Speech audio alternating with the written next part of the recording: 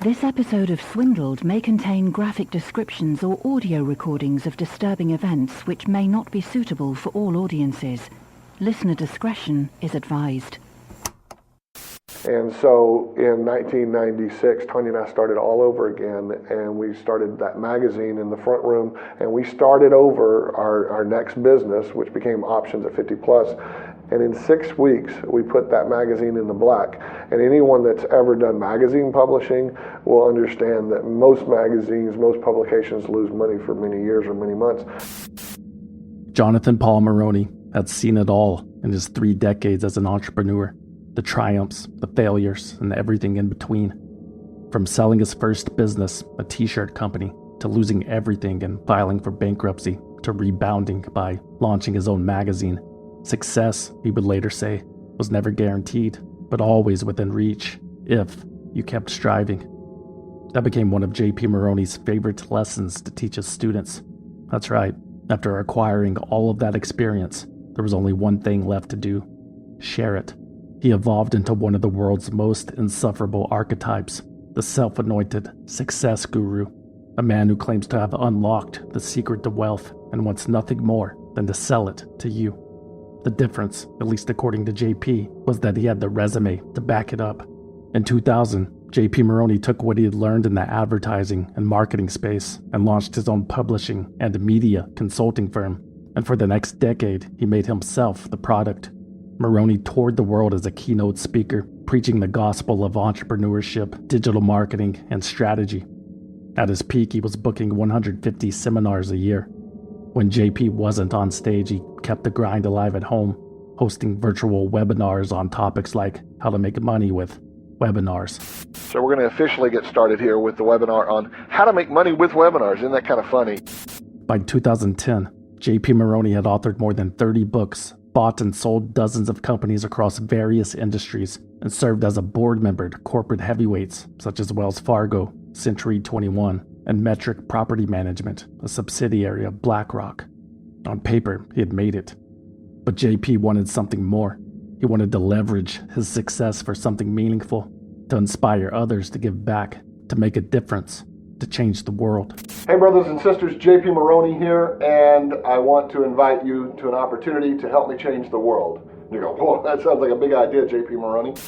It sure does, JP Maroney. The idea was GiverTree, a crowdsourced fundraising nonprofit designed to harness generosity at scale. Actually, never mind. JP quickly lost interest in good deeds and abandoned the company, because around that same time, he came up with an even better idea, one that he promised would make everyone rich.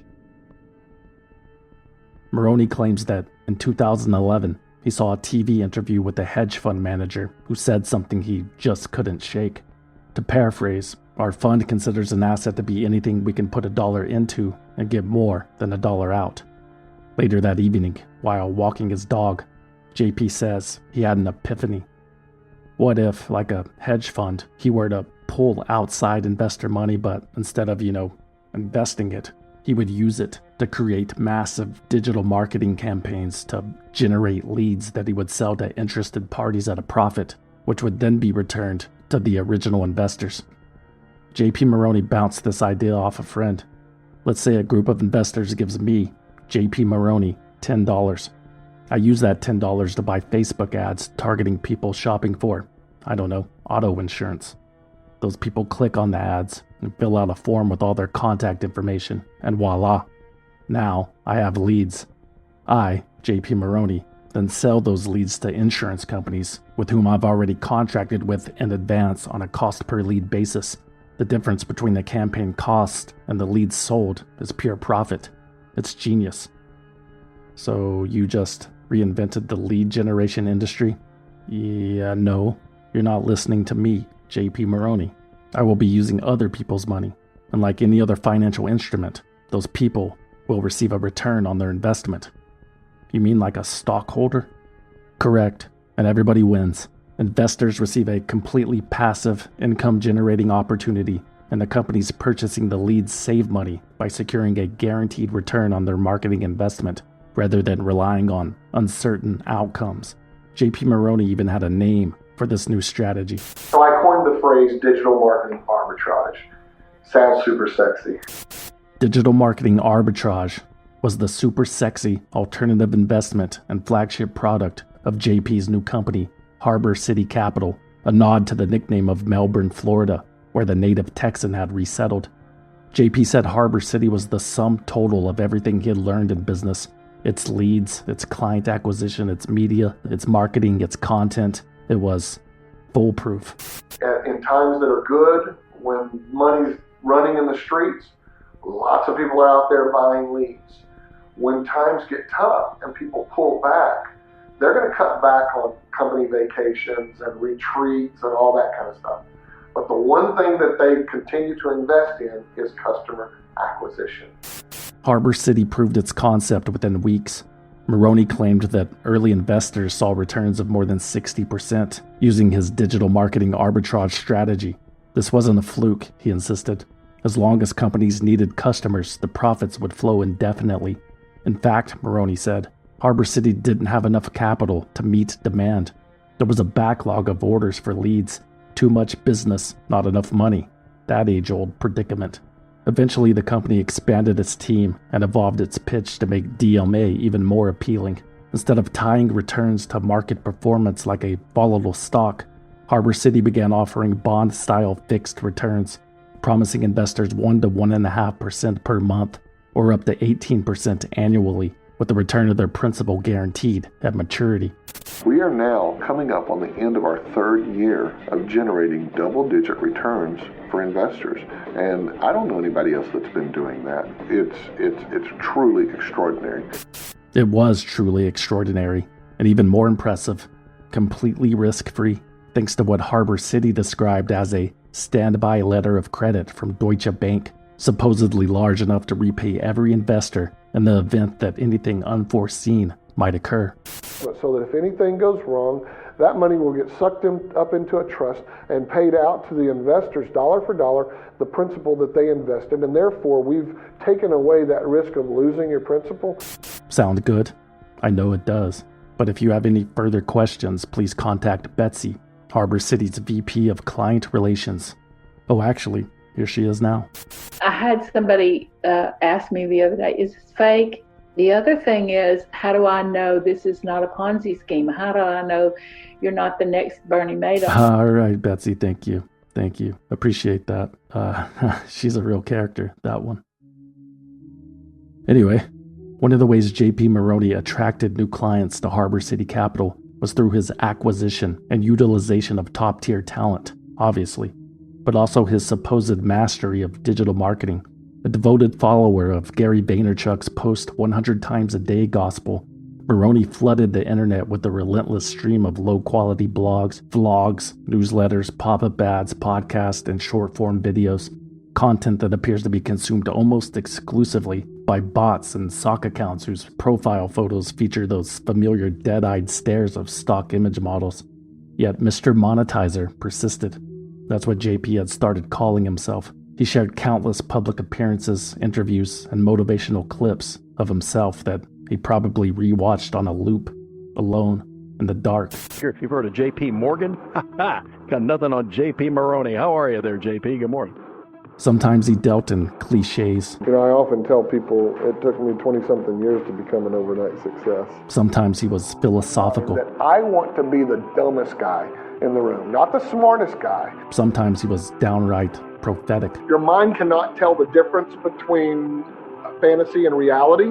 And other times JP was even poetic. It's time to dream again and pursue a worthwhile prize. It's time to dream again. Let the vision fill your eyes. It's time to dream again, to hope beyond today. It's time to dream again, for your dreams will find the way. I want you to rediscover your dreams. Start dreaming again. I believe the most successful people in our world, the most successful business owners, are little children in older bodies. It's time to dream again. This is JP Maroney, aka Mr. Monetizer, and I hope you enjoyed this. No, I don't think I did. And I'm not the only one who'd grown tired of JP Maroney's shtick. On April 20th, 2021, the U.S. Securities and Exchange Commission filed an emergency civil enforcement action against Harbor City Capital and Mr. Monetizer to halt as it alleged, a Ponzi scheme. According to the SEC, Harbor City had been selling unregistered securities, and its glowing claims of success and guaranteed returns were entirely fabricated. From January 2017 to February 2021, the new company raised over $17 million from more than 100 investors across the nation. Of that, only about $449,000 went toward legitimate business expenses, like the digital advertisements that supposedly justified the company's existence. The rest was siphoned off. More than $6 million was misappropriated or misused, the SEC said, including nearly $4.5 million for Maroney's personal spending. He paid off more than $1.3 million in credit card bills, bought a $90,000 Mercedes-Benz, and purchased a 13,000 square foot waterfront mansion in Cape Canaveral for $827,000, where he hosted a 2020 fundraiser for Donald Trump's re-election campaign, reportedly attended by Don Jr. and his fiancée, Kimberly the Face Guilfoyle. Another $6.5 million was paid out to investors as returns, but it wasn't profit at all. It was simply new money from new investors, recycled to maintain the illusion of success. Worst of all, the standby letter of credit and other so-called investor protections Harbor City had bragged about never existed. Their money was gone. The SEC ordered an immediate freeze of J.P. Maroney's assets in a last-ditch effort to salvage whatever was left. Victims like 58-year-old Gregory Vincent, who had invested $400,000 with J.P. Maroney after seeing a Facebook ad promising 18% returns, was shocked to learn that Harbor City Capital was too good to be true. He sounded like a wonderful guy, Vincent told the Washington Post. He was an excellent speaker. Al Kennard couldn't believe it either. He told the newspaper that after learning that he lost his entire $50,000 investment, he contacted J.P. Maroney via LinkedIn, seeking an explanation. J.P. wrote back, "We had good intentions from the beginning and were never out to scam anyone. I wish you the very best, and as I said, I remain committed to making you and others whole. Please accept my sincere apologies for the impact this has had on your life." J.P. Maroney was still waiting to learn how much his fraudulent scheme would ultimately impact his own life. In October 2022, J.P., representing himself, was granted a stay in federal court in the SEC's lawsuit because he had been informed that he was currently the target in a related criminal investigation. That investigation dragged on. In the meantime, a court-appointed receiver was tasked with recovering Maroney's remaining assets on behalf of his creditors, including the investors he had defrauded. Then finally, nearly 3 years later, on May 1st, 2025, J.P. Maroney was indicted in the U.S. District Court for the Middle District of Florida on 5 counts of wire fraud. He is currently awaiting trial. Nobody else on the Harbor City Capital team was ever charged. They were free to move on, free to explore bigger and brighter opportunities, and one of them already had. Is this real? Can this really be true? No, Betsy, get out of here. I'm not talking about you, I'm talking about this guy. Currently at Harbor City Capital, I manage a $1.5 billion fund, right? And I know how to manage it well. I give record returns.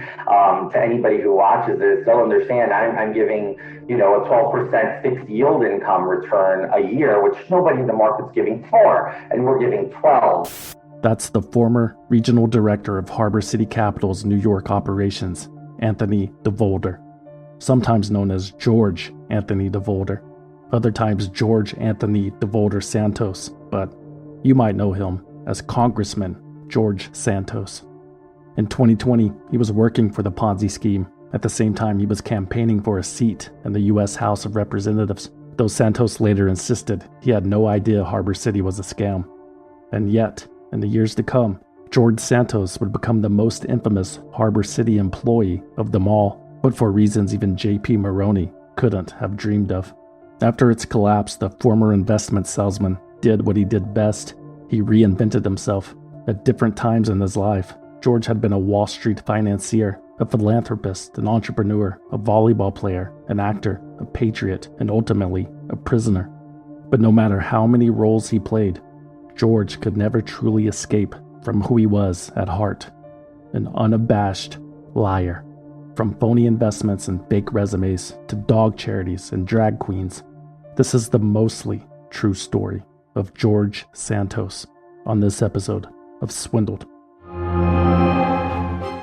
They bribed government officials, clear violations of federal and state law, pay to play millions of taxpayer dollars that were wasted, paid tens of millions of dollars, $1 billion, dumbing up its books and records to hide by falsifying its books and records, responsible for the collapse of the entire system. In the full of some kind of swindle, is that right?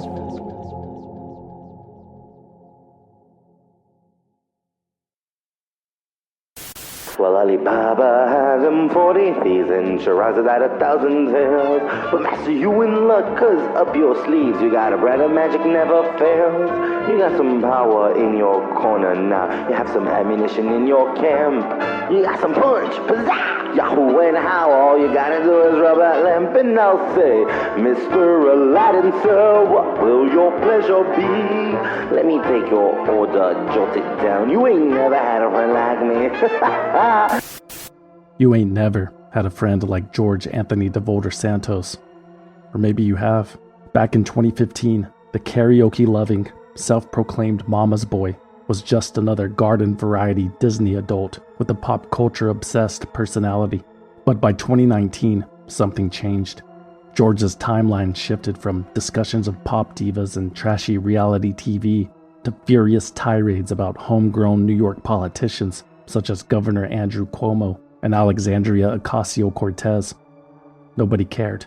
He was just another angry voice shouting into the social media void, indistinguishable from the millions of others doing the exact same thing. Except George Santos had one characteristic that made him stand out, at least statistically.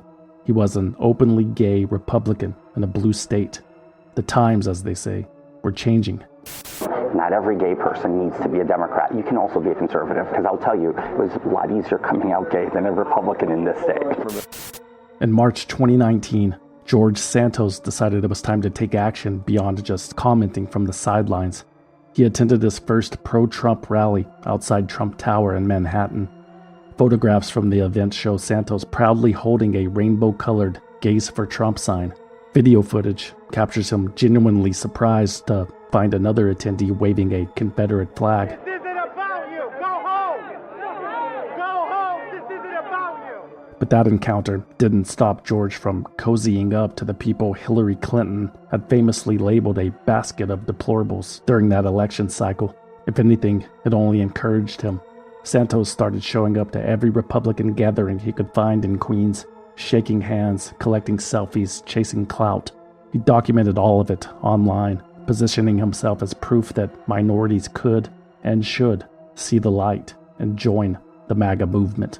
Donald Trump has awakened the populists and the common people to realize that their country was taken away from them many, many years ago, and he's giving it back to them. George Santos was truly inspired.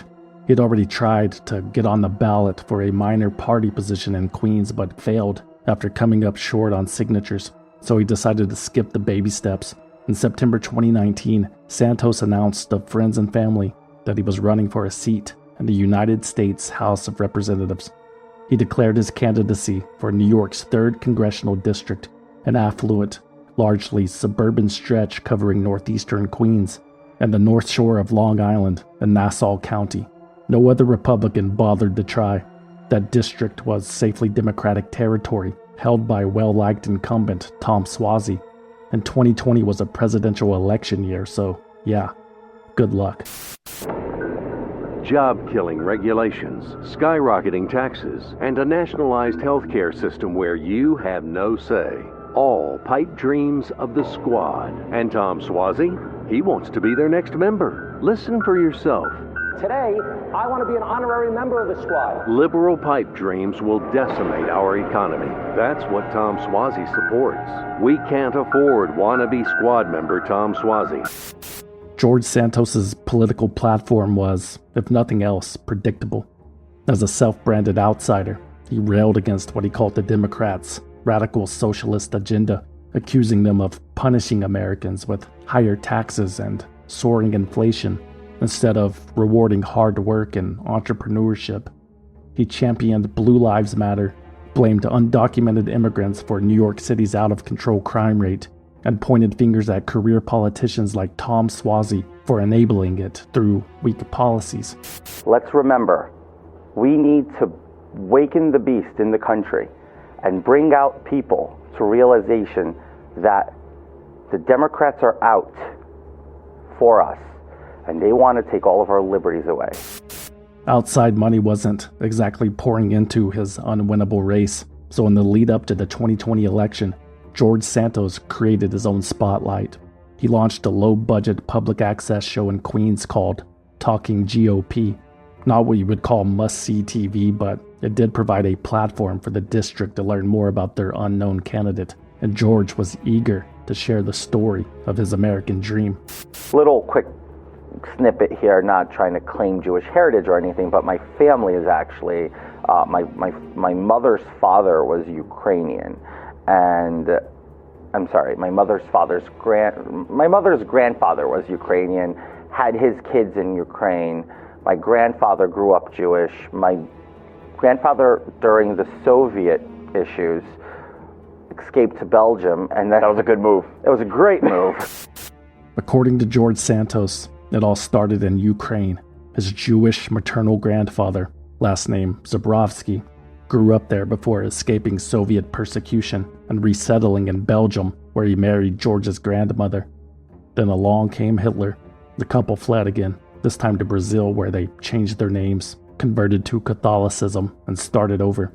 That's where George's mother, Fatima, was born.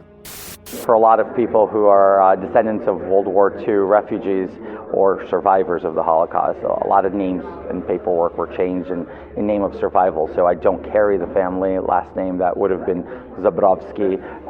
I carry my mother's maiden name was De Volder, which is the Dutch side of the family. But Fatima de Volder, he claimed, fled socialist Brazil for the United States sometime in the 1980s.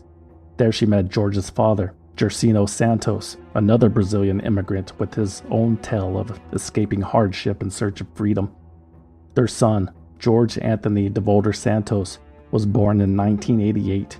He says his parents couldn't even agree on what to name him. That was only the beginning of his tumultuous early days. You know, here's the deal. I come from nothing, as I tell everybody, right? Like I said, I grew up in Jackson Heights. I was born in Elmhurst Hospital. From the hospital, my parents were really struggling. They lived in a basement. I lived in a basement until the age of 6. But with a little hard work, the de Volder Santos family climbed out of that basement and into prosperity. George claimed his mother became the first female executive at a major financial institution, and that success supposedly lifted the family from food stamps to owning more than a dozen properties across New York.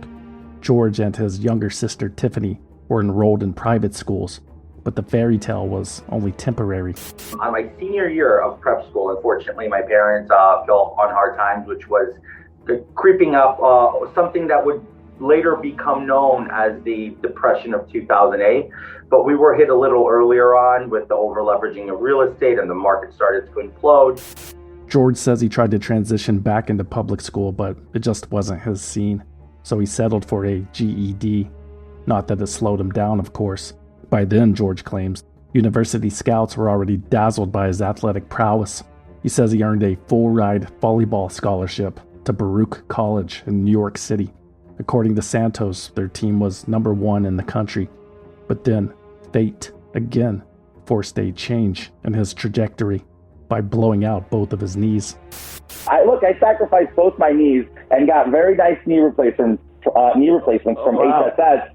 Playing volleyball. That's how serious I took the game. Yeah, well, that's how serious you're taking politics as well. Remember this name, folks, George Santos. Fortunately, George Santos wasn't just a once-in-a-generation athlete. He was also an academic prodigy. He claimed to have graduated in 2010 from Baruch with a bachelor's in economics and finance, summa cum laude, sporting a 3.89 GPA. That sterling resume, he said, catapulted him to Wall Street, where he allegedly worked on high-profile deals at Citibank and Goldman Sachs. By his early 30s, he claimed to be one of the youngest vice presidents in the industry, thanks to a position at Linkbridge Investors, where he reportedly generated $1 million in revenue in his first 6 months, all while recovering from a brain tumor. And what did you do today? Exactly. That old-fashioned work ethic was something that was severely missing from today's youth. 32-year-old George Santos complained. By the time of his 2020 congressional campaign, Santos said he had leveled up even further. He now managed a $1.5 billion fund at Harbor City Capital. His career in finance plus his family's extensive real estate holdings were proof, he said, that George Santos was the right choice to help guide the American economy. I'm the regional director for Harbor City Capital. We're a fixed income shop. We are we're within the Fortune 500 private equity firms globally. I manage all of our fixed income assets with arbitrage here in New York. But don't worry, he wasn't all cufflinks and balance sheets. George was also a devoted family man. He lived on Long Island with his husband Matt and their 4 dogs, several of which were named after Disney princesses, as one would expect. Animals, George said, were his true passion. He claimed to have spent years working with rescue groups before founding his own nonprofit, Friends of Pets United. According to him, the organization saved more than 2,500 dogs and cats during its short history.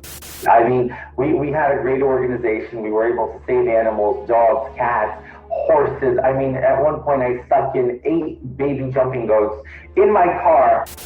So what would compel someone so young, successful, and seemingly well-rounded to dive into the political mud pit? According to George, the answer was simple. The American dream he and his family had achieved was a fleeting memory. America had lost its mind, he said, consumed by wokeness, Black Lives Matter riots, and general chaos. And so, George decided it was his duty to restore sanity. And when I see that in Congress we have this socialist takeover attempt, and that's going to kill the American dream, that really makes it hard for me to sit by idly and not do anything.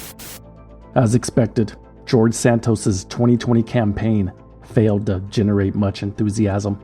The most exposure he received came in February of that year, when he became one of the first people in New York City to contract COVID-19.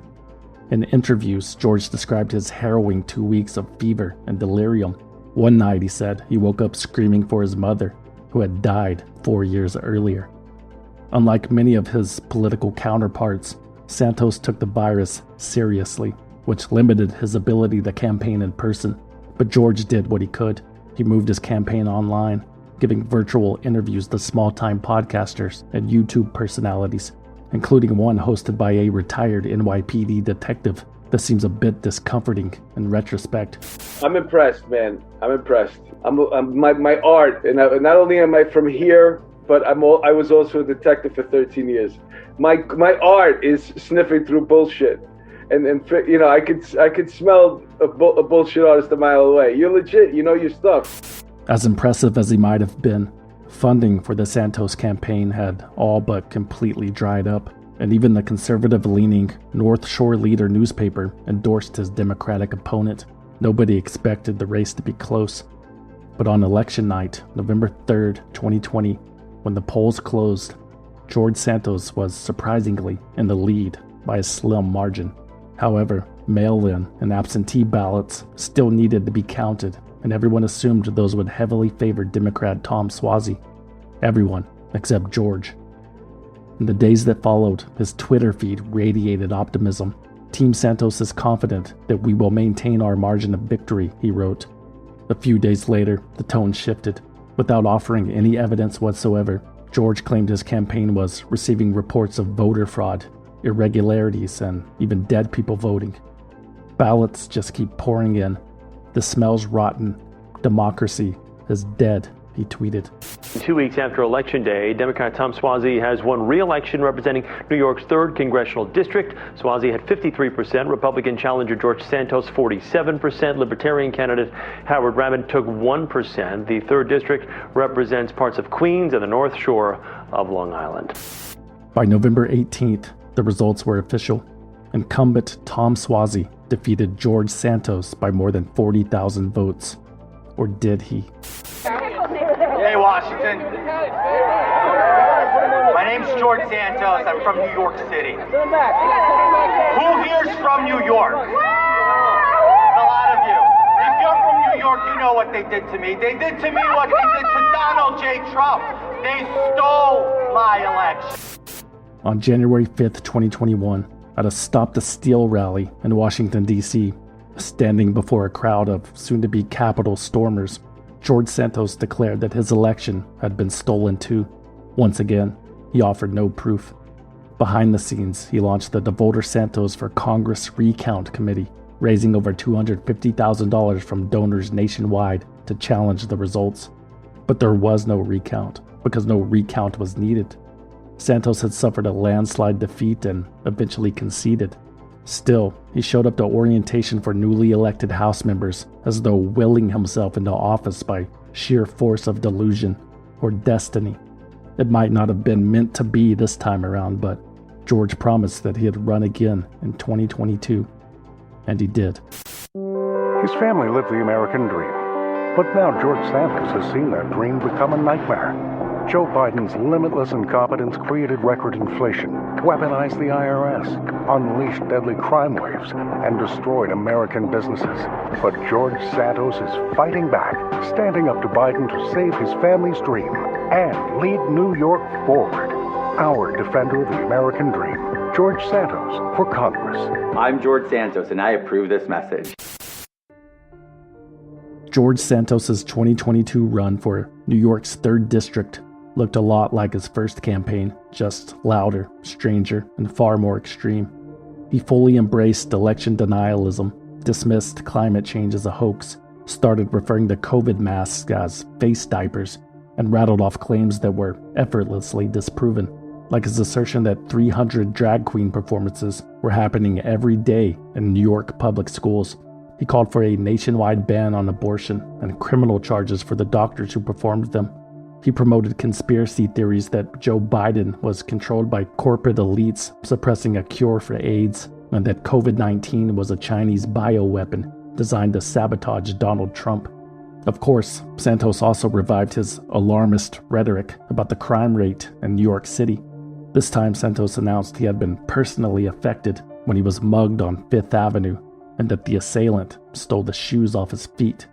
But one thing was different about the 2022 campaign, besides George's obviously cosmetically enhanced appearance, and that was his opponent. Tom Suozzi had vacated his seat to run for governor, and Santos would face the winner of a long, drawn-out Democratic primary, which turned out to be 68-year-old Robert Zimmerman, a well-seasoned businessman and politician whom Santos warned would just be more of the same. My opponent supports and will be a rubber stamp for everybody in Washington, D.C. who has started to bring down chaos upon the American people, from lawlessness, record inflation, and crime. The race was historic in the sense that it was the first time both major party candidates running for a U.S. House seat were openly gay. But that's where the similarities ended. The extreme differences between George Santos and Robert Zimmerman set the stage for a series of spectacle-worthy debates. I've always advocated for exceptions on rape, incest, or life of the mother. Quite to the contrary, and I quite frankly think that's an extreme position, George, Robert. Have that honest you actually decision. compared abortion to slavery. You even said when you lost for Congress by 13%, the election was stolen from you too. Robert, I conceded our democracy. To Tom Suozzi 2 days after the absentee ballots were open. How did I contend? George, do you have an honest moment inside of you ever? 2022 offered George Santos even more opportunities to share stories from his Forrest Gump-style resume of coincidences, triumphs, and tragedies. For example, did you know that George helped produce the Broadway musical Spider-Man in 2011? Well, he did. Don't bother even looking it up. On a more serious note, George also claimed he had a personal connection to the 2016 Pulse nightclub shooting in Orlando, the attack that left 49 people dead and 53 injured. At the Pulse nightclub in Orlando in 2016, which I happened to, at the time, have people that worked for me in the club. My company at the time, we lost 4 employees that were at Pulse nightclub. So, even sadder, George shared that his mother Fatima was at ground zero during 9/11.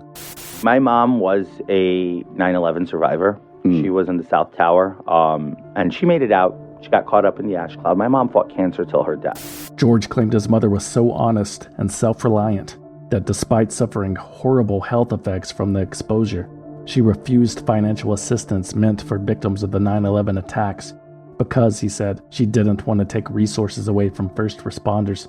That spirit of rugged independence, George insisted, was the foundation of his campaign. Santos said his run for Congress was almost entirely self-funded, and for the first time it seemed to be working. He positioned himself as a fresh, young voice in the modern Republican Party, and his campaign was gaining traction. But did he actually have a chance of winning? His odds were better than ever. Breaking news now. State Supreme Court Judge Patrick McAllister rejects New York's redistricting maps after finding them unconstitutional. A lawsuit was filed challenging the constitutionality of the maps after they were approved last month. A redistricting of New York's congressional maps in the spring of 2022 reshaped the state's political landscape. What were once considered Democratic strongholds were now toss-ups, including District 3. Overnight, George Santos found himself in a winnable race, and on election night, he achieved his dream. On Long Island, New York's 3rd congressional district, another flip to red. GOP candidate George Santos won against Democrat Robert Zimmerman in a district that spans the North Shore of Nassau County and also parts of Queens, and that right there is the seat that was previously held by Tom Suozzi, a Democrat. And I want to thank my team, all of you. This campaign was never about me. It was always about the people. On November 8th, 2022, George Santos proved everyone wrong. He defied the pundits, the pollsters, and the press by winning nearly 54% of the vote and securing a seat in the 118th Congress of the United States. It was a position that would open the doors to a whole new world of power, prestige, and national attention. A whole new world that would come crashing down before he was even sworn in. A whole new world, 100,000 to see. I'm like a shooting star, I've come so far, I can't go back to where I used to be. Where I used to be.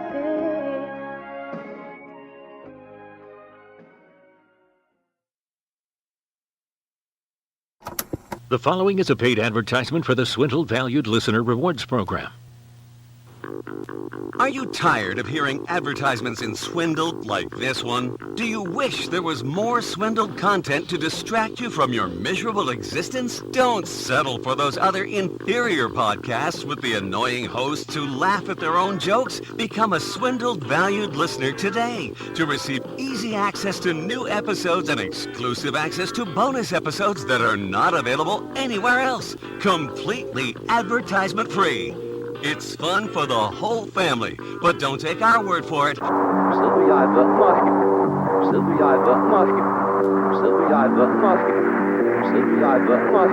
Millions of Swindled fans have discovered the secret of becoming a valued listener. Try it in your own home today. Also, act now to receive the Valued News for Valued Listeners update show at no extra cost. That's a $5,000 value for one easy monthly payment of $4.99. Go to valuedlistener.com to sign up using Spotify, Apple Podcasts, or Patreon. No long-term commitments, satisfaction guaranteed, foreign currency accepted, cancel anytime. Please, just give us your money. Thank you all. He won an historic race for New York's 3rd congressional district last month, and next month he's expected to be sworn into Congress. But before that happens, many are demanding a dialogue with Republican Congressman-elect George Santos. An alarming article reported by the New York Times suggests the incoming House representative may have misled the public on key aspects of his life, including his education and employment history, after no records of Santos could be found. Who is Representative-elect George Santos? His resume may be largely fiction.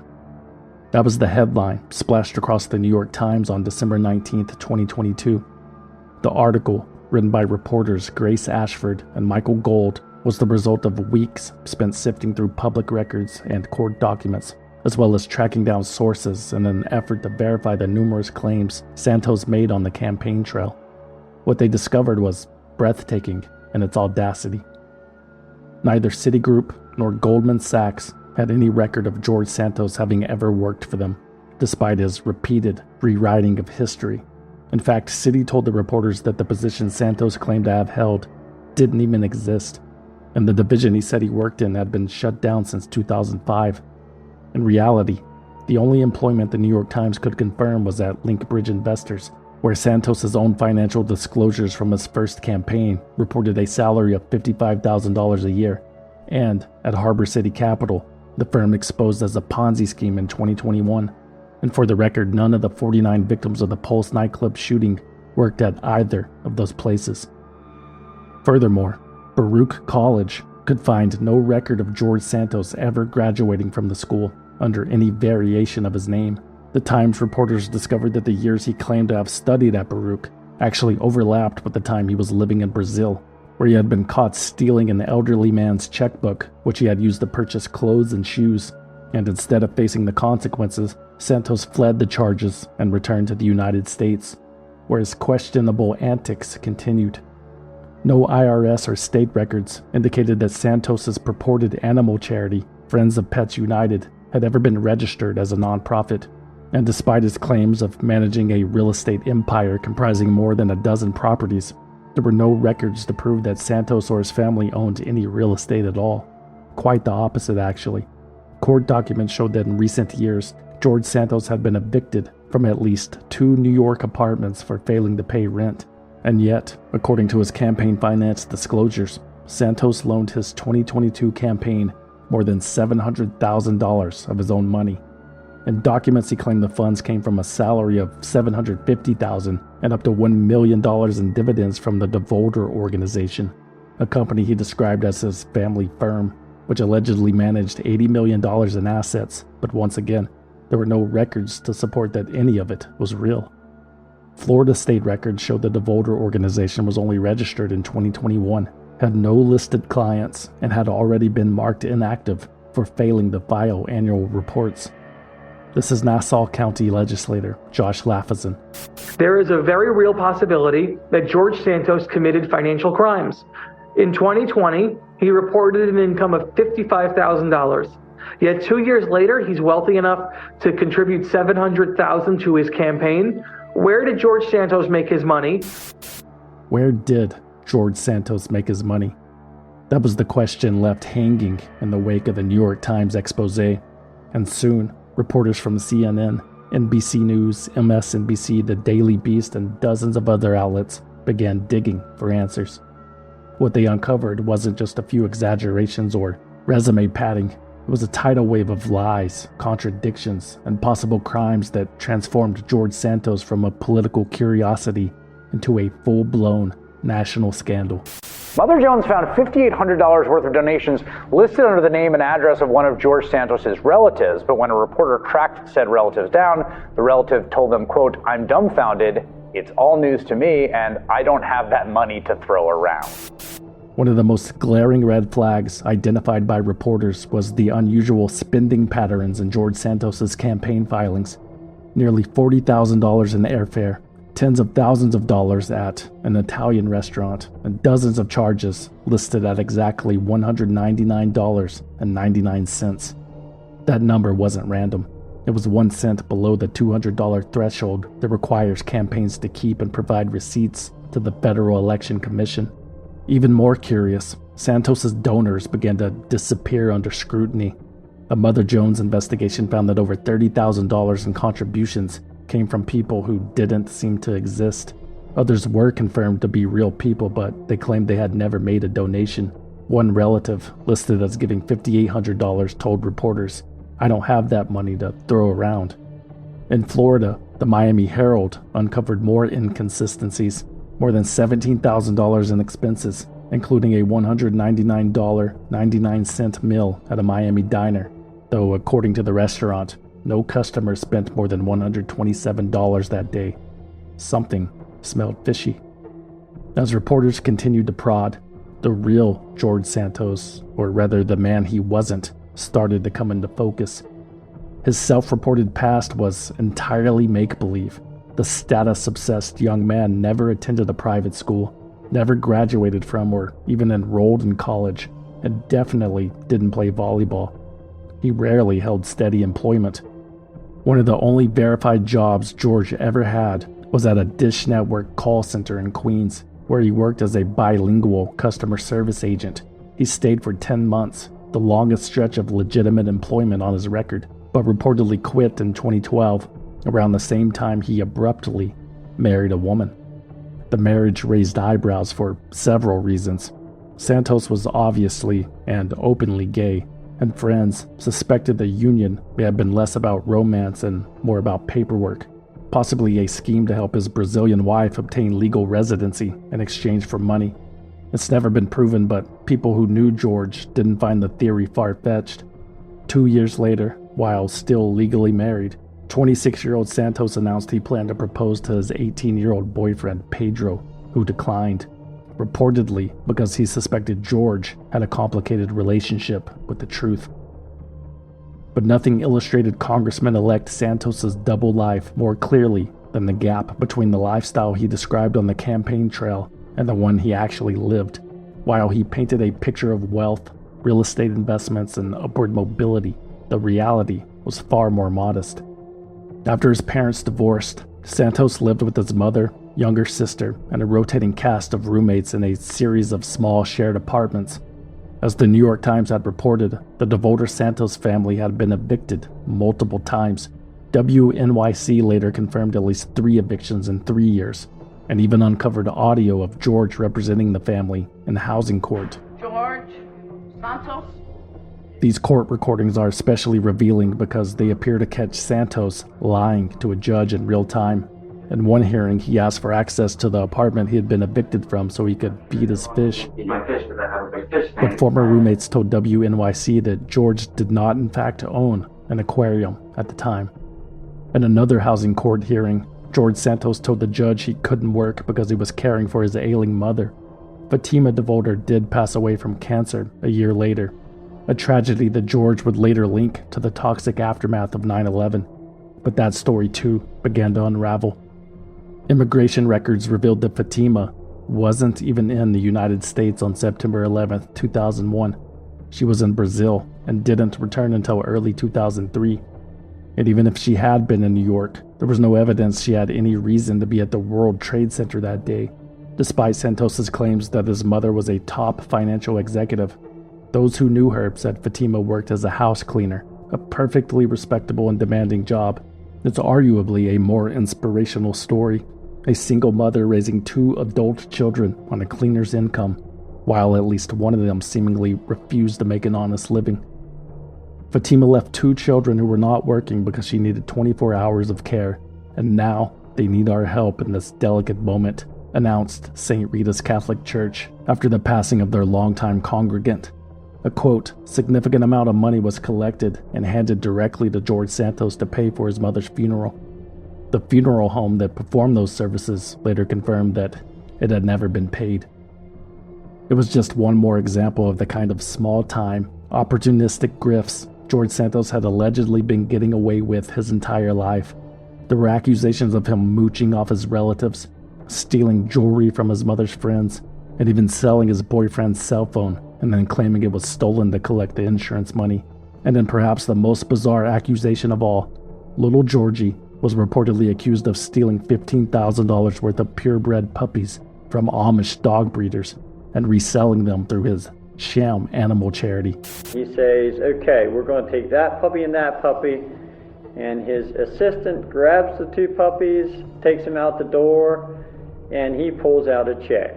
I was like, oh no, is this guy going to pay me with a check? But then I was very suspicious. George was actually charged with theft by deception in connection with that case, but once again he slithered out of accountability.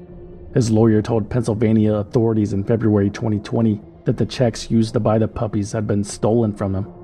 Amazingly, that explanation worked, despite a remarkable coincidence that the stolen checks were used to procure the exact item tied to Santos's own weekend plans. That lawyer, Tiffany Bogosian, says she no longer believes him.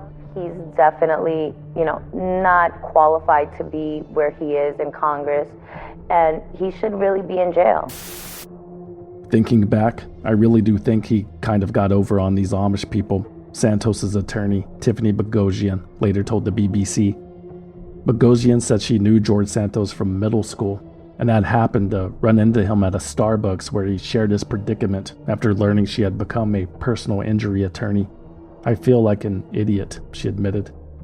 Bogosian said alarm bells really started ringing when Santos pitched the Harbor City Capital investment opportunity to one of her recent millionaire personal injury clients. Santos, for his part, later denied knowing that Harbor City was a Ponzi scheme. I'm as distraught and disturbed as everyone else, he told the Daily Beast. Are you? Well, wait until you hear this. When I first got out of the service, I was depressed. I was having nightmares, bad memories about some things that happened. Not war-related, but other things that the military does to you. I started drinking too much. I was doing reckless stuff. My father even told me he thought I had a death wish at that point. And I probably did. I was very suicidal. Richard Osthoff says he owes his life to his pit bull, Sapphire. When he left the Navy in 2008, his mental health was in free fall. He was struggling to keep it together and cycling through psychiatric wards with a bipolar disorder diagnosis and PTSD. The darkness was smothering. Rich says he often considered ending his own life. The only thing that stopped him was the adorable little puppy at his side. He couldn't stand the idea of leaving Sapphire behind. She knew when my moods were changing. She knew when I was depressed. She knew when I was going manic. She would wake me up when I was having nightmares. But things got worse before they got better. And as the years passed, Rich Osthoff's increasingly unpredictable behavior isolated him from friends and family. Then, in 2016, he broke his ankle and was unable to work. With no income and nowhere to go, Rich found himself homeless, sleeping in an abandoned chicken coop off Route 9 in Howell, New Jersey. At least he still had Sapphire by his side. But even that felt uncertain. Sapphire, now 8 years old, had developed a golf ball-sized tumor on her left side. On May 1st, 2016, Rich took her to a local vet who delivered a mix of relief and dread. Yes, the tumor could be removed, but the surgery would cost around $3,000. I was homeless. I didn't have any means to pay for that at all. So one of the vet techs in the place said, hey, I know this guy. He runs a charity, and he saves a lot of animals.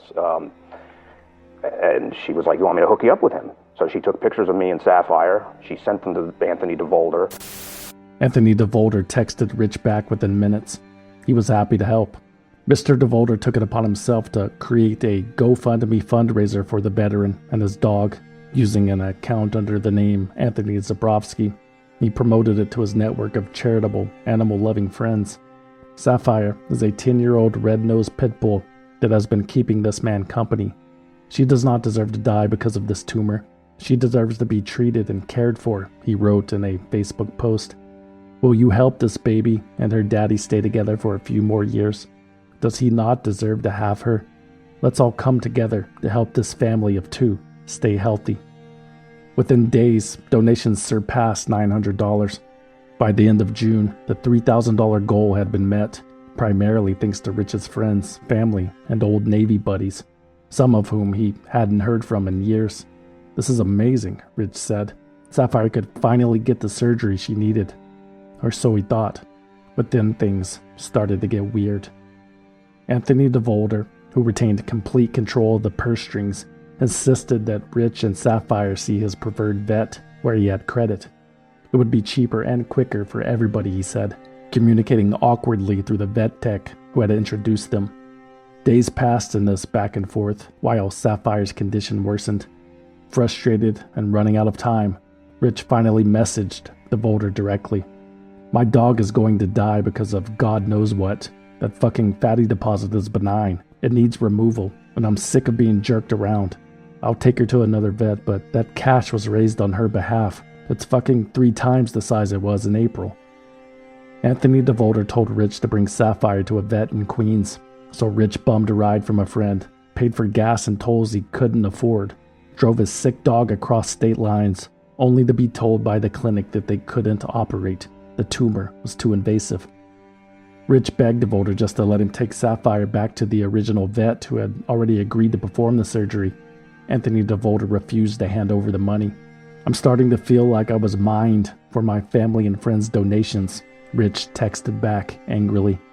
And he told me that was the most offensive, horrible thing anybody had ever said to him. And that, I think, was the breaking point where he decided he was not going to give me the money, or where he could actually break away from me. He knew I wasn't going to call him back anymore. He was off the hook. Anthony scoffed and boasted that he was very well off and didn't need the money. Then came a deal-breaker suggestion that made Rich's heart sink. Anthony wanted to take Sapphire to the vet without him. Rich refused. That's when Anthony DeVolder announced the donations would be redirected to another animal in need. Even when the founder of a veterans charity stepped in to mediate, DeVolder wouldn't budge. Instead, he blocked Rich on Facebook, stopped answering calls and texts, and disappeared, along with the money meant to prolong Sapphire's life. He's heartless, and he has no moral compass, and no shame, no remorse. He's like a supervillain. To everyone who helped me and Sapphire raise the money for surgery, I'm sorry to say that we were scammed by Anthony DeVolder and Friends of Pets United through a series of bad veterinary contacts and subterfuge regarding payment.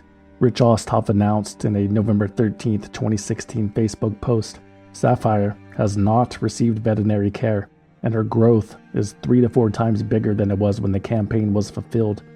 She is facing euthanasia within months. Rich says the last few weeks of Sapphire's life were unbearable. She could barely stand, and there was nothing he could do but watch her suffer. By January 2017, he was out of options. He stood outside a Home Depot with a cardboard sign, panhandling for enough money to give his 10-year-old companion a peaceful goodbye. On January 15th, he brought Sapphire to the vet. He laid her gently on the table, pressed his face to hers, and stayed like that as the injection was given. He counted her last 2 or 3 breaths, inhaling them into his own nose as the vet tech's eyes full of tears stood silently beside him.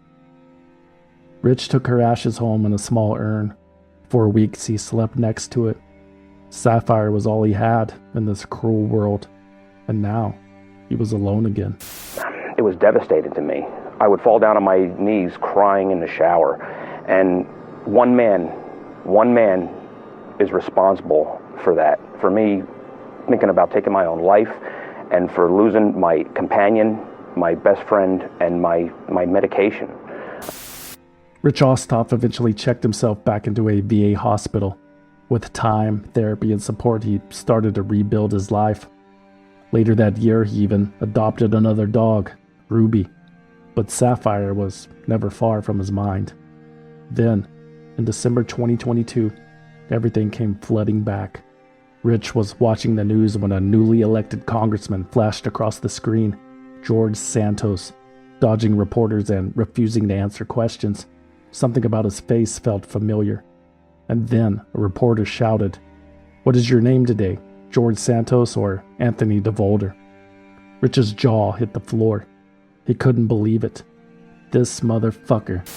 I was devastated that my country would allow somebody that can ruin a veteran's heart and allow a dog to suffer before she died. Yeah, I'm shocked that somebody that has no heart was able to con that many people to vote for him. To the people of New York's 3rd District, I have my story to tell, and it will be told next week. George Santos tweeted on December 22nd, 2022, 3 days after the New York Times bombshell report. But a week went by with nothing. Radio silence, except for a statement from his attorney Joseph Murray, who had previously been photographed at the U.S. Capitol on January 6. George Santos represents the kind of progress that the left is so threatened by. A gay, Latino, first-generation American, and Republican who won a Biden district in overwhelming fashion, the statement read. It is no surprise that Congressman-elect Santos has enemies at the New York Times who are attempting to smear his good name with these defamatory allegations. Then on December 27th, Santos resurfaced. He claimed he had taken time away to grieve on what would have been his mother's 60th birthday. And instead of addressing mainstream outlets, he went on a media tour of conservative-friendly platforms, WABC Radio, the New York Post, and even Piers Morgan, where at last he began to confront the growing scandal. To get down to the nitty-gritty, I'm not a fraud. I'm not a criminal who defrauded the entire country and made up this fictional character and ran for Congress. I've been around a long time. I mean, a lot of people know me. They know who I am. They've done business dealings with me. However, George did admit to a few embellishments. For example, he clarified that he never actually worked for Citigroup or Goldman Sachs. Instead, he said he worked with them during his time at Linkbridge Investors, a distinction he chalked up to a poor choice of words, despite listing them as employers on his resume. He also walked back his claim that several of his employees were killed in the 2016 Pulse nightclub massacre. No, they didn't work directly for him, he conceded, but we did lose 4 people who were going to be coming to work for the company, he said. Santos also admitted he never graduated from college and didn't own any property, despite earlier claiming both. When asked why he lied about such basic, verifiable facts, George blamed insecurities and societal expectations. Expectation on society, the pressure, couldn't afford it, decided I wanted to run for office, although I had built a very credible business career, and I just didn't have that part of my biography. Even in his so-called mea culpa, George Santos still couldn't bring himself to tell the whole truth. He denied other allegations outright, like the claim he never attended the elite Horseman private school in the Bronx, which stated it had no record of him. According to Santos, the reporters must have looked under the wrong name. He also dismissed concerns about his campaign finances. All of that was handled by a fiduciary, he insisted. He was simply the candidate and had no idea how the money was reported or spent. But when it came to his personal finances, he stood firm. The DeVolder organization was real, George said. He described it as a deal-making business. He connected wealthy buyers with sellers of luxury assets, such as airplanes, boats, or companies, and took a finder's fee. This story, however, didn't match anything journalists had uncovered about the company, which had no visible assets and no public footprint. Speaking of DeVolder, George wanted to put to bed the rumors that he was involved in the death of a Navy veteran's dog. I've never met this man, he told Piers Morgan, who asked about Rich Osthoff, and most people who know me, who truly know me, knows that if he had met me, his dog would have received the surgery and he wouldn't be homeless. Look, I've helped throughout the years a number of animals. Dogs, it's my passion. I love helping animals. I'm an animal lover at heart, right? Whether it's an orca trapped at SeaWorld or whatever the case is, right? Just recently this week, an orca that we've all been trying to release from the Miami Sea Aquarium passed. So these are things that I'm passionate about, not to distract from this. But no, it didn't happen. What about your mother being in the World Trade Center on 9/11, George? Did that happen? My mother was in downtown Manhattan in the South Tower the day of 9/11, made it out. That is fact. And then all this stuff keeps coming up saying that it's not true. I have receipts to be able to prove that that's true. I mean, if you say so. But since we're already talking about her, do you have any proof your mom was of European descent? Because genealogy researchers uncovered records showing that both of her parents, your grandparents, were born in Brazil. They weren't Jewish, and there's no evidence they were Holocaust survivors, despite your claims to the contrary. So this is the one that I'll battle to my grave, to the point that I've already ordered those DNA test kits, and I've done 4 of them so far, and I'm just waiting for their return. The only thing I'm guilty of is embellishing my resume, George Santos said in interview after interview. Nothing serious, he argued, just what a lot of people do. It was such a bold defense that even Tulsi Gabbard, guest hosting for Tucker Carlson, couldn't let it slide. One little embellishment. These are blatant lies. My question is, do you have no shame? Do you have no shame in the people who are now, you're asking to trust you to go and be their voice for them, their families, and their kids in Washington? Tulsi, I can say the same thing about the Democrats and the party. Look at Joe Biden. Oh, brother. Santos was steadfast. He was not a fraud. He was not Jewish. And most importantly, he was not a criminal. Federal prosecutors and the Nassau County District Attorney's Office weren't so sure. Both agencies began investigating whether George Santos's lies amounted to crimes. Mr. Santos, you're facing a federal investigation here. This is very serious. Can you explain to your voters and your constituents what happened with this veteran, the conversations that you had with him? Mr. Santos. Meanwhile, now that his whereabouts were publicly known, Brazilian authorities reopened the check fraud case Santos had left behind nearly 15 years earlier. With mounting scrutiny in the US and pressure from abroad, he quietly struck a deal, agreeing to pay $5,000 in restitution, most of which would go to the store clerk he had once defrauded. That clerk, like Rich Osthoff, was stunned when he learned that the man who had written him bad checks was now in a position of power. He told CNN, quote, "I saw his photo, and I remembered clearly the pictures of him when he was 19. I said, how is it possible that a criminal, an embezzler, became a congressman? To me, that was unbelievable." It was a fair question. How did this happen? How did a man fabricating nearly every detail of his life make it all the way to Congress without being stopped? The reality is that someone did notice, just not enough people listened. During Santos' second campaign, the North Shore leader began publishing stories that questioned his finances and personal claims.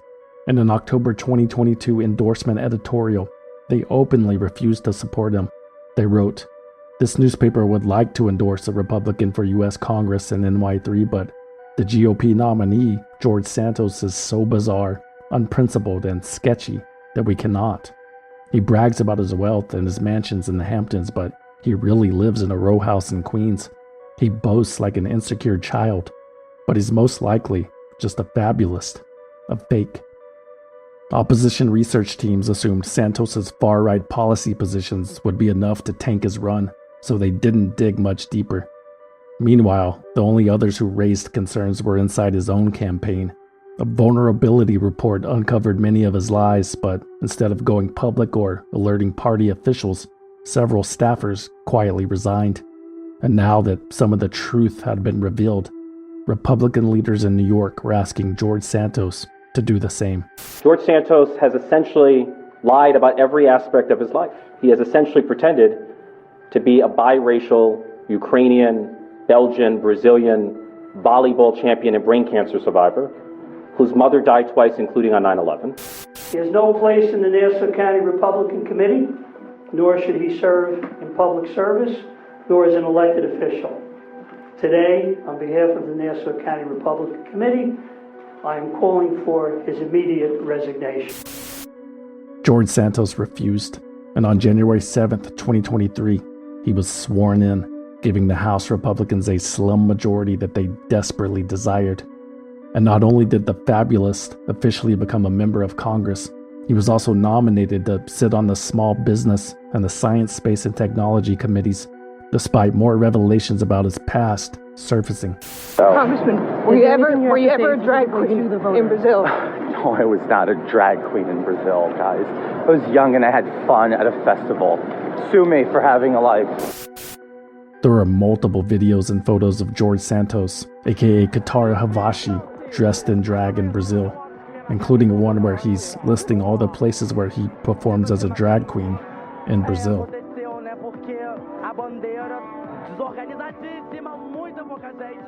Now, none of this would matter if not for the hypocrisy. Santos built a political persona on conservative values while publicly condemning the very communities he once claimed as his own. Instead of honesty, he chose denial. Even when the receipts surfaced, he dug in his stiletto heels and refused to recognize that authenticity isn't a liability, it's liberation. You don't have to be perfect, but you do have to be real, especially if your job is to represent a community. As for everything else, those expectations, those societal pressures, those insecurities, here's a little advice, George. Just let it go. Let it go, let it go. Can't hold it back anymore. Let it go, let it go. Turn away and slam the door. I don't care what they're going to say. Let the storm rage on. cold never bothered me anyway. You lied about your mom dying in 9/11? I think I said 7/11. No, you even lied about being Jewish. No, I said I was Jewish. George, people need to know who you are. Okay, well, I am George Santos, Mr. Valder if you're nasty. I graduated on a volleyball scholarship from Baruch Atah Adonai University. By the spring of 2023, George Santos had stopped running from the attention and started performing for it. He was being mocked weekly on Saturday Night Live and late-night television. He had voluntarily stepped down from his committee assignments. The House Ethics Committee had launched a formal investigation into his conduct and campaign finances, and still, he seemed to relish every second of the spotlight. Santos spoke on the House floor more than nearly any other freshman lawmaker. He left cupcakes and sandwiches for the reporters camped outside his office. And at President Joe Biden's State of the Union address in February, he managed to seat himself in one of the coveted center aisle spots, a location usually held by senior members, hoping to be seen shaking the president's hand. Republican Senator Mitt Romney noticed and took exception. Cameras captured him telling Santos that he didn't belong there.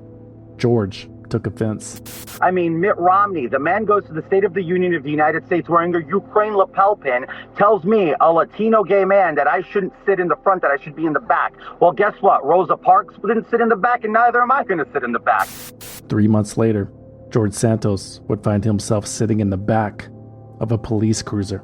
On May 10th, 2023, federal prosecutors unsealed a 13-count indictment against the 36-year-old congressman. The charges outlined 3 separate schemes. First, prosecutors said Santos solicited campaign donations, then not so quietly diverted the money for personal use. Second, they accused him of lying on his House financial disclosure forms, vastly inflating his income and assets. The $750,000 salary and the millions in dividends from the Devolder organization that served as the source of hundreds of thousands of dollars in self-loans. Federal prosecutors said those numbers simply didn't add up. And third, while earning a legitimate $120,000 salary from Harbor City Capital, Santos allegedly applied for and received more than $24,000 in pandemic unemployment benefits. It should be noted that George Santos co-sponsored a House bill aimed at helping states recover fraudulent COVID-19 unemployment payments. Santos pleaded not guilty and was released on $500,000 bond secured by his father and aunt. As he was leaving the courtroom, he held an impromptu press conference in which he vowed to fight back against the so-called witch hunt. All right, you want to address them too? Don't be a white man. Well, you're in front of me. All right. We have an indictment. We have the information that the government wants to come after me on. The reality is it's a witch hunt, because it makes no sense that in 4 months, 5 months, I'm indicted. You have Joe Biden's entire family receiving deposits from nine family members receiving money from foreign destinations into their bank accounts. It's been years of exposing. A lot of you here have reported on them, and yet no investigation is launched into them. I'm going to fight. I'm getting back to that. I'm going to fight my battle. I'm going to deliver. I'm going to fight the witch hunt. I'm going to take care of clearing my name, and I look forward to doing that. George Santos had become the perfect symbol of a broken political system, an obvious, shameless con man, humiliating himself, his party, and his country on a daily basis. And still, Republican leadership refused to cut him loose. Their majority in the House was only 4 votes. Principles can wait. When Representative Robert Garcia of California attempted to force a vote to expel Santos, House Republicans balked. Only 5 members of Congress had ever been expelled in American history. 3 were Confederates charged with treason during the Civil War, and the other 2 were convicted criminals. Expelling Santos before a conviction, they argued, would set a dangerous precedent. Better to let the legal process run its course. Meanwhile, George Santos's legal problems were only getting worse. Nancy Marks, the obscure bookkeeper at the center of the George Santos fiasco, pleaded guilty to a felony in federal court. Her attorney says she was duped by the congressman. 58-year-old Nancy Marks had been a fixture in Republican politics on Long Island for 30 years. She ran a one-stop shop for campaigns out of her home. The 58-year-old had provided fundraising, sign printing, consulting, and bookkeeping services for more than 150 campaigns, but she was reportedly exceptionally close to George Santos. Although he had publicly distanced himself from his rogue fiduciary, the truth was that Nancy Marks had been by George's side the entire time. She wasn't some distant operator. She was his campaign treasurer, co-strategist, and in many ways, his financial architect. In 2021, they took their partnership a step further. Along with a former Harbor City colleague, they created Redstone Strategies, a political consulting firm that never disclosed Santos's involvement. The company claimed to help raise money and manage campaigns for other hopeful candidates. One of those clients was this charming young lady. AOC, I can't wait to fucking debate you. If you even have the balls, that's why I said balls. What are you gonna do? Oh, she used the word balls. Watch out. If you have the balls to debate me, we can do it on fucking pay-per-view, bitch. Huh? How do you like that, motherfucker? Fuck out of here. That's Tina Forte, the QAnon-friendly Republican who ran against AOC in 2022. She paid over $100,000 to Redstone Strategies and still lost by more than 40 points. It's unclear how much of that money actually went toward her campaign. However, it would become clear that Santos used a significant portion of Redstone's funds for his own benefit, and his campaign treasurer, Nancy Marks, helped him hide it. Marks later admitted to falsifying campaign finance reports. She invented donations from both her own family and Santos's family to make it appear as though he had broad financial backing, enough to qualify for significant financial and logistical support from the National Republican Party. She also fabricated a $500,000 loan Santos supposedly gave to his own campaign, at a time when he reportedly had less than $8,000 in the bank. These fake loans didn't just make George Santos's campaign look more financially secure, they also created a mechanism for him to essentially launder money back to himself by issuing loan repayments on a debt that never existed.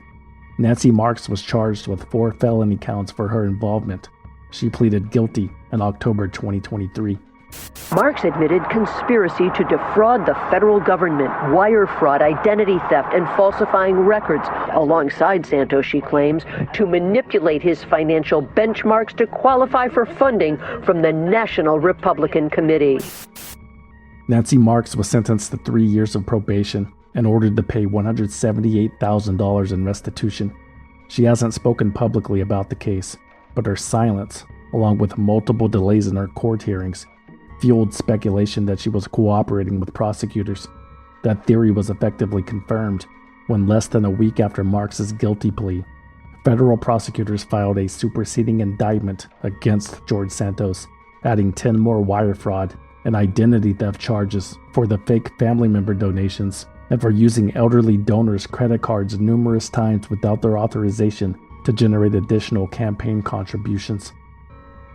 Surely now, with his own treasurer pleading guilty and a fresh stack of federal charges, the House of Representatives would vote to expel him, right? Wrong. On November 1st, 2023, George Santos survived expulsion for a second time in 6 months. However, within weeks, his support among his fellow Republicans would plummet.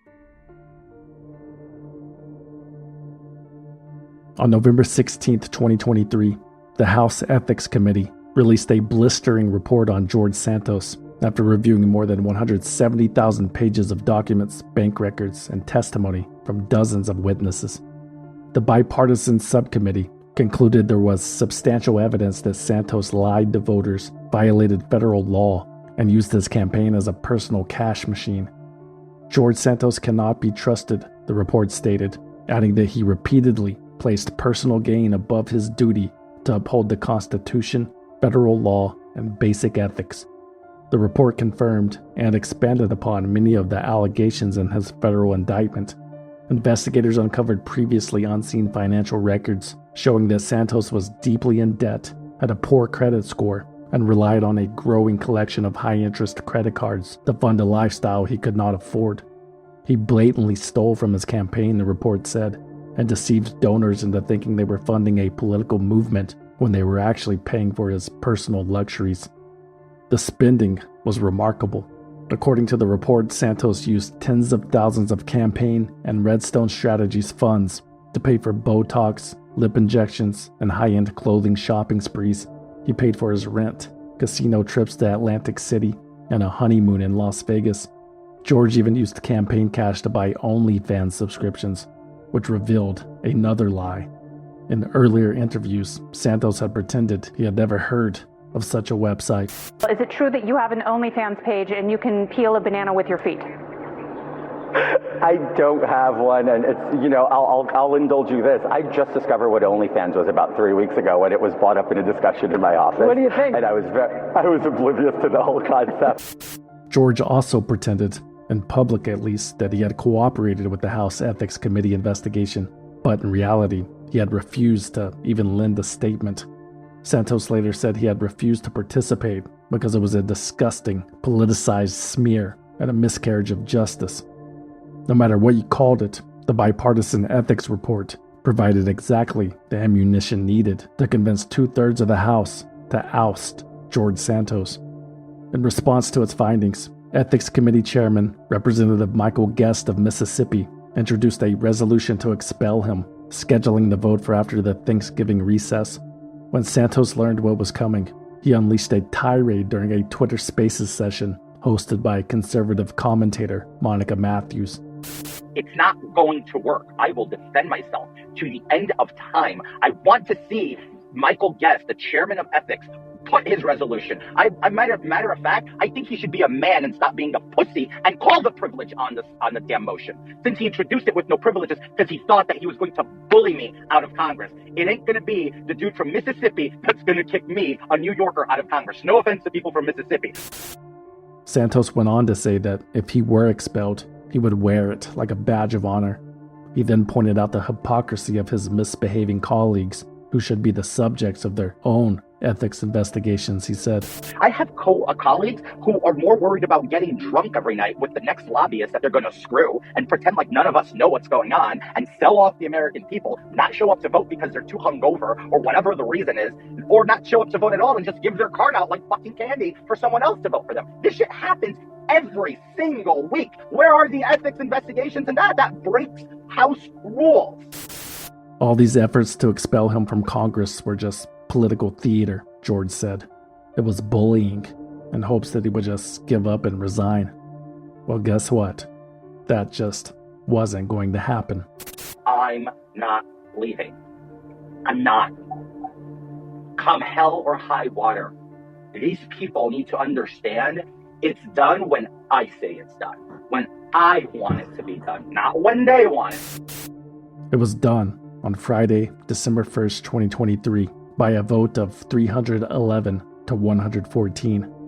George Santos, after serving only 11 months, became the 6th sitting member of the House of Representatives to be voted out by his peers.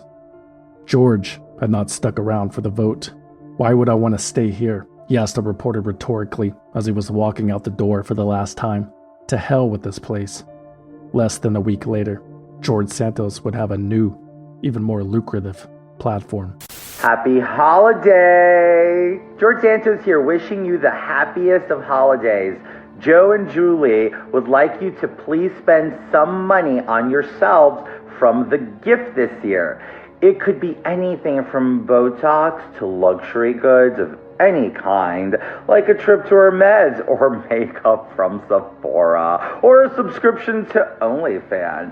Whatever you do, please take this gift and have a wonderful year full of joy and happiness. Love, Joe and Julie Kahn and me, George Santos. Mwah. George signed up for Cameo, the digital retirement home where washed-up celebrities and infamous public figures try to squeeze a few last drops of profit from the dying breaths of their notoriety. And say what you want, but it worked. Initially, Santos was selling personalized videos for $75 each. Then demand exploded. He hiked the price to $500 and people still lined up. Cameo's CEO said George raked in around $400,000 in under a month. shattering records in the process. But the novelty and the money didn't last long. By April 2024, the Cameo gold rush had dried up, and George was once again searching for relevance. He was willing to try anything. First, he announced he was launching a non-sexual OnlyFans for $29.99 a month. That didn't work. Then he floated the idea of running for Congress again in a different district. But even he eventually realized that that was a terrible idea. So finally, he settled in a space where all the other talentless losers flock when they're out of options. George Santos started a podcast. Well, hello. It's George Santos. Yes, yours truly. This is the first ever Pants on Fire with George Santos. Liar, pants on fire. Anyway, so today's guest, folks, on Pants on Fire is going to be interesting because it's more of a self-analyzing episode about, well, me. His podcast is every bit as unlistenable as you would expect. Still, every so often, George drops a few genuinely interesting nuggets about his legal battles, and dare I say, moments of actual honesty.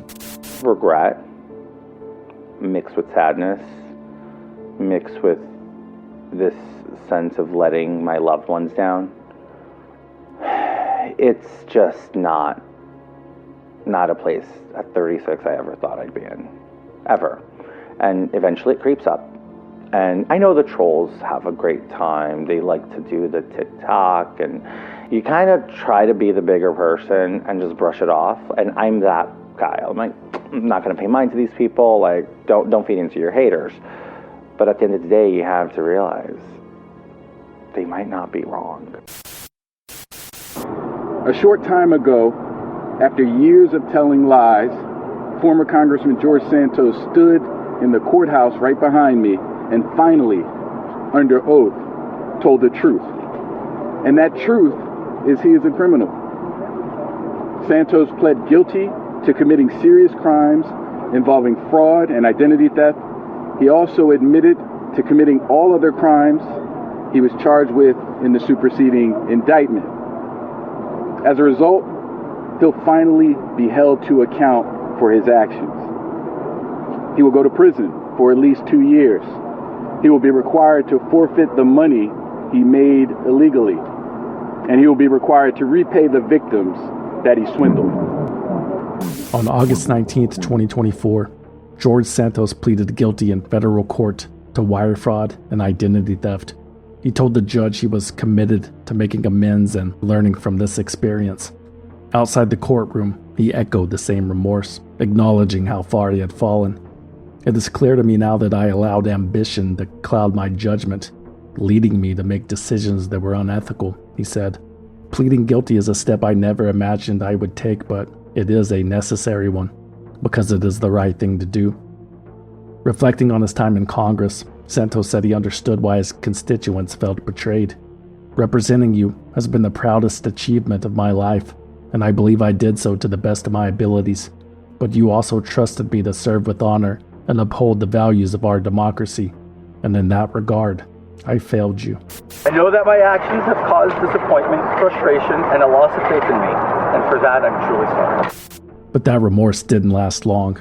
Back at home, Santos reverted to form, launching into a familiar social media tirade, this time accusing the Department of Justice of targeting him while ignoring what he called a global cabal of pedophiles embedded in governments, including the United States. As his April 25, 2025 sentencing date approached, prosecutors made it clear they weren't buying the act. In their filings, the Justice Department said Santos remained unrepentant for his crimes and was approaching sentencing with belligerence and an insatiable appetite for likes, blaming everyone but himself. They noted he was still denying conduct he had already admitted to under oath. To the government, these weren't the actions of a man seeking redemption, but of someone who didn't deserve leniency. U.S. District Judge Joanna Siebert ultimately agreed with prosecutors and handed George Santos the maximum sentence they requested, 87 months in federal prison. Mr. Santos, words have consequences, she told him. You got elected with your words, most of which were lies. Under the terms of his plea deal, Santos was required to pay nearly $374,000 in restitution and forfeit more than $200,000 more. Reporters inside the courtroom today say Santos was sobbing during his sentencing, telling the judge he, quote, betrayed the confidence entrusted in me. I cannot rewrite the past, but I can control the road ahead. I have tried my best. The court granted George Santos 3 months before he was required to report to prison. July 25th, 2025 was marked on the calendars of everyone he had lied to, defrauded, or disappointed. It was an overdue date with accountability, the day this long and sordid saga finally reached its conclusion. And what a conclusion it is. George Santos spent his brief career in public service conning donors, misleading his constituents, and defrauding the government. He told lie after lie until it caught up with him, until we caught up with him, and exposed him for what he truly was, an opportunist and a fraud. George Santos was the polar opposite of what a public servant should be. He is without integrity, unconcerned with his constituents, and self-interested in every way. He had a responsibility to those people. They counted on him to deliver for them. Instead, they got an empty man in an empty designer suit, financed by fraud. Just hours later, George Santos was tweeting again. I believe that 7 years is an over-the-top, politically influenced sentence, and I implore President Trump to give me a chance to prove I'm more than the mistakes I've made, he wrote, effectively launching his campaign for a pardon. In an interview with Piers Morgan, he doubled down. I'll take a commutation, clemency, whatever the president is willing to give me. But as the days ticked by, silence was all he got. No word from Donald Trump. No promises from the people who claimed to have his ear. His good ear. Not the one that's somehow miraculously intact after surviving an AR-15 round. On May 25th, 2025, Santos seemed to come to terms with reality. I will not spend the last 61 days I have left scrambling to get past a bunch of guard dogs, he wrote. The so-called friends who said they'd help should have just told me to go fuck myself, because that's what their actions have done. On his podcast, the usual bravado faded. With prison closing in, fear crept through the cracks. I just want to preserve as much of my bodily autonomy and dignity as humanly possible, he admitted. That's very important to me.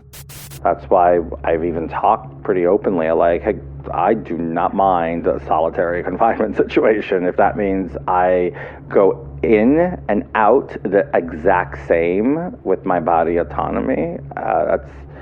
That's what I'm mainly most concerned about. I'm a gay man. Let's just not bullshit and beat around the bush.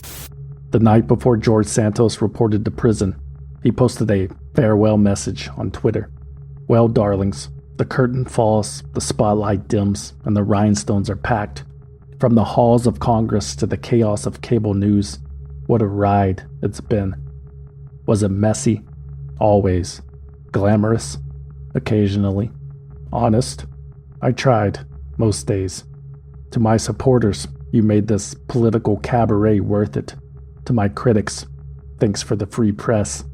I may be leaving the stage for now, but trust me, legends never truly exit. George wasn't wrong about that. It wasn't a complete disappearance. He had already secured a column in the South Shore Press newspaper, a platform that would keep his voice alive, even from behind bars. One of George's first dispatches from prison was a laundry list of complaints about the conditions at FCI Fairton in New Jersey, where he had reported on Friday, July 25th. In September, George sent another update. He claimed he had been transferred to a special housing unit after his attorney alerted prison officials to death threats against him. Solitary confinement, just like he wanted. Except, as it turned out, it wasn't quite the safe, glamorous isolation George had envisioned. It's a slow-motion form of torture, George wrote in his column. I'm not asking for special treatment. I am asking to be treated as a person, with attention, dignity, and the care any human deserves when in distress. I sometimes feel the life leaving my body a slow leaking of hope. I won't pretend otherwise, but I am not finished fighting. I will make it through this, and make no mistake, those who permitted, enabled, or ignored this neglect will be held accountable. And then out of nowhere, a glimmer of hope. Right now, there is a congressman sitting in prison for lying about his past during a campaign. President Trump posted the Truth Social on October 7th, 2025, completely oblivious to the facts, as usual. Well, those lies were nothing compared to those of Richard Dawnong Dick Blumenthal, perhaps the greatest phony in the history of the United States Senate. It was a reference to Senator Blumenthal's military exaggerations that were exposed 15 years earlier. George Santos wasted no time. He jumped on the opportunity. In the October 13th edition of the South Shore Press, he published what can only be described as a desperate plea to Daddy Trump from prison. Mr. President, I am not asking for sympathy. I am asking for fairness, for the chance to rebuild. I know I have made mistakes in my past. I have faced my share of consequences, and I take full responsibility for my actions. But no man, no matter his flaws, deserves to be lost in the system, forgotten and unseen, enduring punishment far beyond what justice requires. Sir, I appeal to your sense of justice and humanity, the same qualities that have inspired millions of Americans to believe in you. I humbly ask that you consider the unusual pain and hardship of this environment and allow me the opportunity to return to my family, my friends, and my community.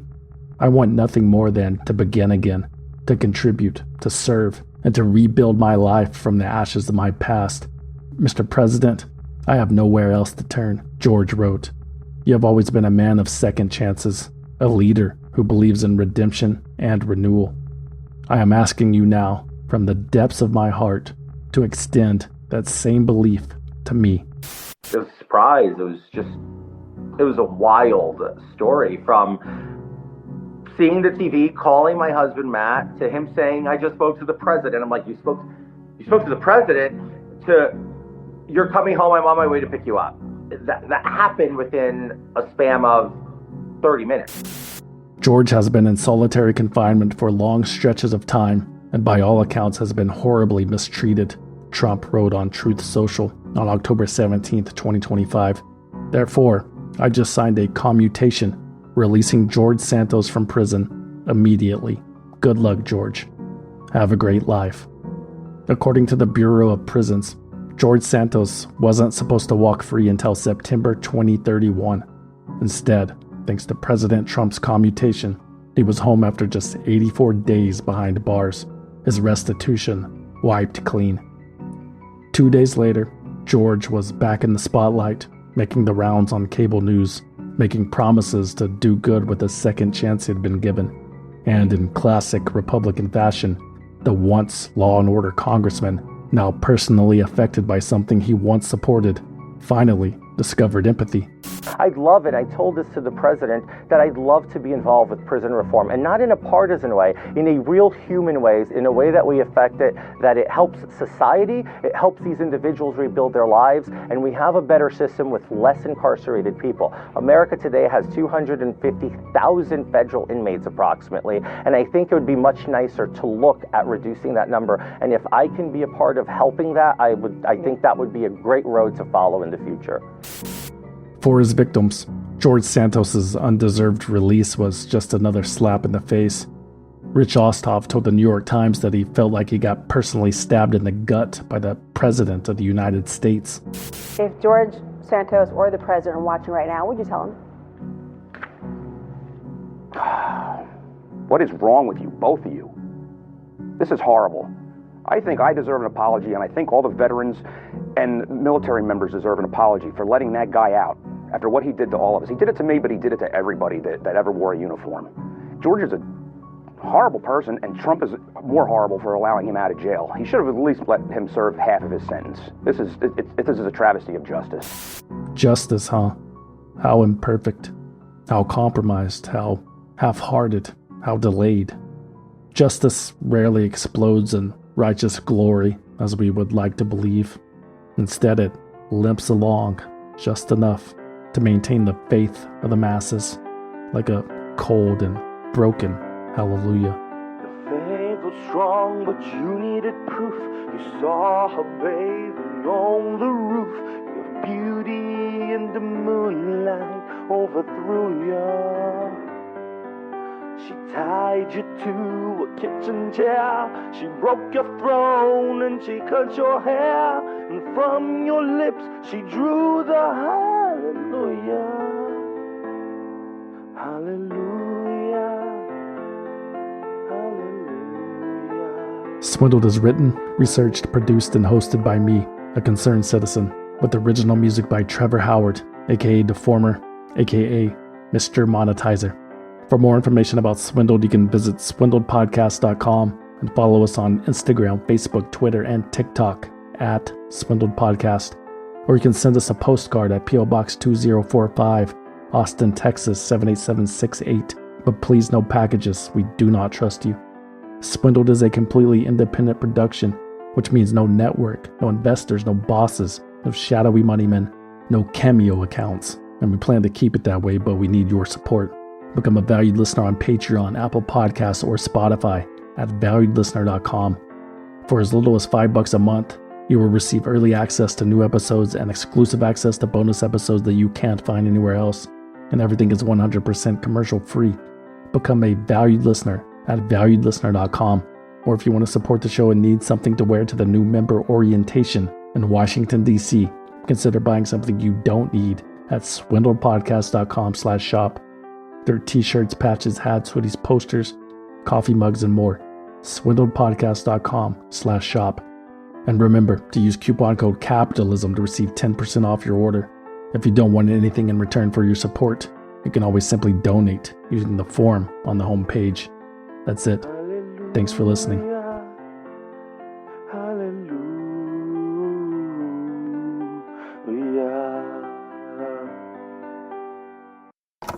Hello, my name is Corey Long from Hermiston, Oregon. Hi, my name is Lucinda. I'm from Brisbane, Australia. Hi, my name is Olivia from Chicago, and I'm a concerned citizen and a valued listener.